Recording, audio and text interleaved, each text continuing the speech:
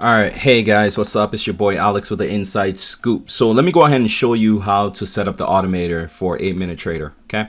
All right. So you would have received this package here. Where is it? The automator. Oh, there it is at the bottom. Okay. So what you need to do once you receive the automator zip file, you right click. You have to extract it. So once you're done extracting it, you're going to have the folder. It's going to say the automator. Okay, when you click into that folder, you have 3 folders. Okay, so first you're going to click into the EA folder, grab that one, so you copy it, and then you can click on File at the top left corner here, click on Open Data Folder, click on MQL4, click on Experts, paste it right here. Okay, paste it right there, close that, and then you can close it. Then you go back to the folder, click back, go to indicators, copy this, can minimize it, go back to file again, go to open data folder, go to MQL4, go to indicators, and you can paste this in. Okay, I've already pasted it, but you paste it right here. Then you can close it.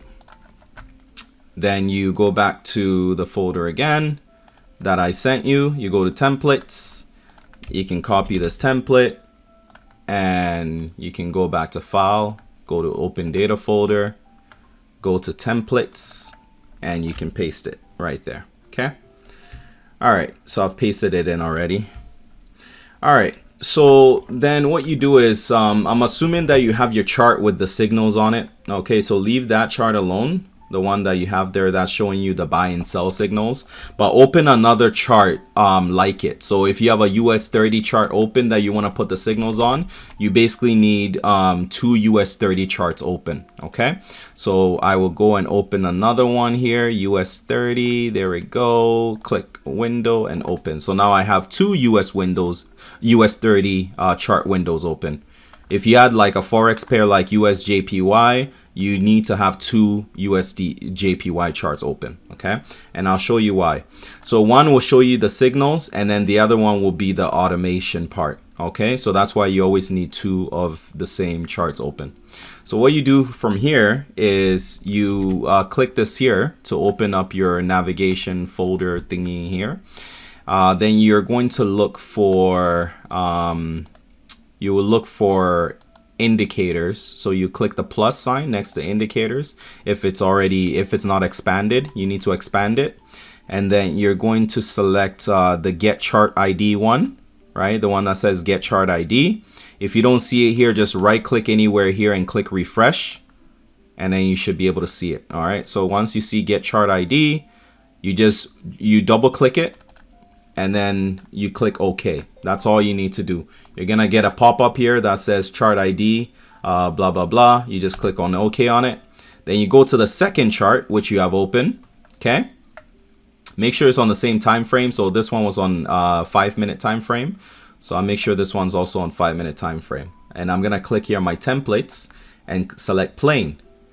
So this makes it the plain chart template.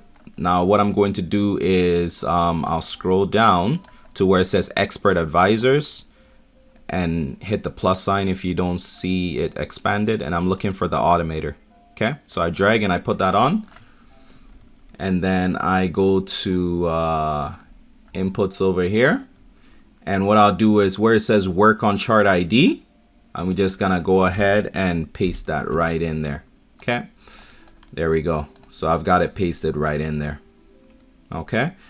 And then so max active chart is like, for example, if you have multiple charts that you have the automator running on, how many orders do you want at once, right? If you only want 1 order at once at one time, then you set it to 1. If you want to have more than 1 order, let's say you have a signal in 2 different charts, like USDJPY and US 30, and you want to be able to take both of them, then you set it to 2, right?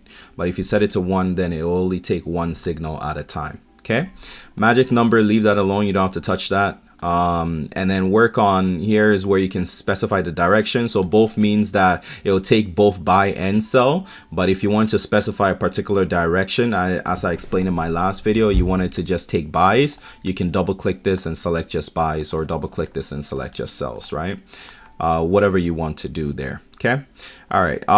This is a time filter. So let's say you don't want it to trade at a particular time. You can, for example, here, if you have the crosshair thing, so let me close this for a second. If you click on the crosshair, it shows you the broker, like the broker time, right? The terminal time, which is different than, it may be different than your local time, right? So if you don't want it to take trades at a particular time, all you're going to do is you specify that time that you don't want it to take trades. Okay. If you want to use a time filter, you can set this to true. If you don't want to use a time filter, meaning that it can take trades whenever, then set it to false. If you want it to close any trades once it hits that time, right? So let's say between 12 and 4 a.m. you don't want it to take any trades, you can set it to, if you want it to close the trades, you can set it to true and it'll close any trades that are open once it gets to that time. If you don't want it to close the trades that are already open, you keep this to false. Okay. All right. Stop loss. So you can set stop loss by bar, meaning that basically set it, in this case, this is US 30. I like to leave it at 500 points, which is 50 pips. So if I specify the last 3 bars, so set it above, like 500 points above the last 3 bars, that's what it will do. Or if you wanted to do a fixed stop loss, you can also set it to a fixed stop loss, which means just set it 500 points above where the entry candle is. Okay. All right. I like to keep it by bar, so I'll just keep it by bar here. And all right, so here is the lot. Here you can do it, like if you want to specify the lot to trade, you could do it by that. Or if you want the lot to be calculated automatically, which I think it's helpful, you can then do percentage and do like percentage of your account. One means 1% of your account. That would be the risk for the trade. So if you only wanted to risk 1% of your account, you just set this to 1%. If you want to set it by money, let's say you only want to risk 50 bucks for this trade, you can set it to 50. If you want to risk $10, you can set it to $10 for the trades that the automator will take. Okay, make sure you practice this in demo, guys. Don't do it in demo first before you do it inside a live account. So chances are, if I have licensed this for your demo account and you need it for the live account, just let me know and I'll license it for the live account as well. Okay. All right, the take profit here, I like to do risk to reward ratio instead of take profit fixed. Fixed take profit means that you specify, like, you know, the number of pips. This is in points, so 2,000 points is 200 pips. Okay, 1,000 points is 100 pips. But if you do like the risk to reward method, which I like to do, basically it says that if I'm risking, you know, 1%, I like to make 3%.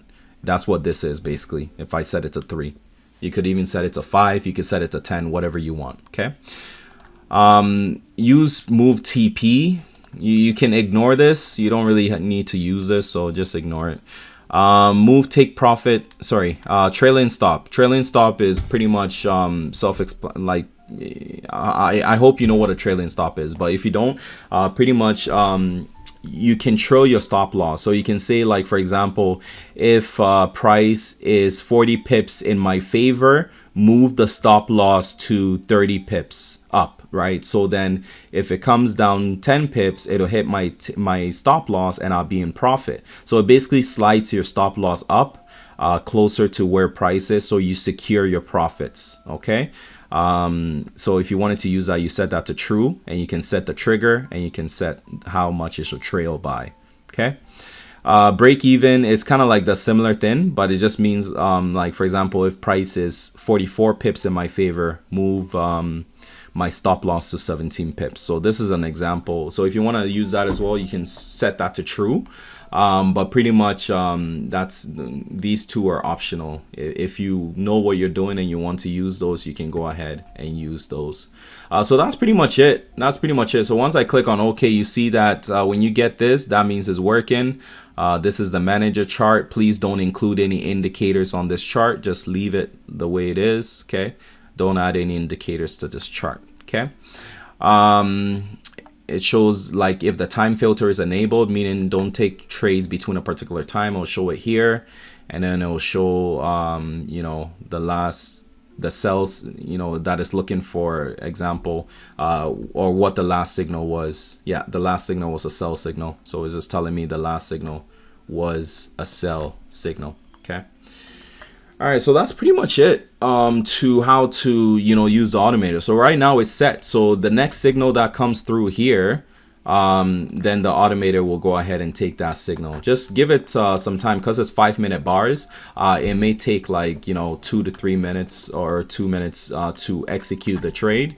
But just be patient, because it will wait till like the end of the 5-minute bar for that bar to close before it executes the trade. Okay. If you have any questions, reach out to me on Telegram. As always, take care. God bless. Have a great day. Bye.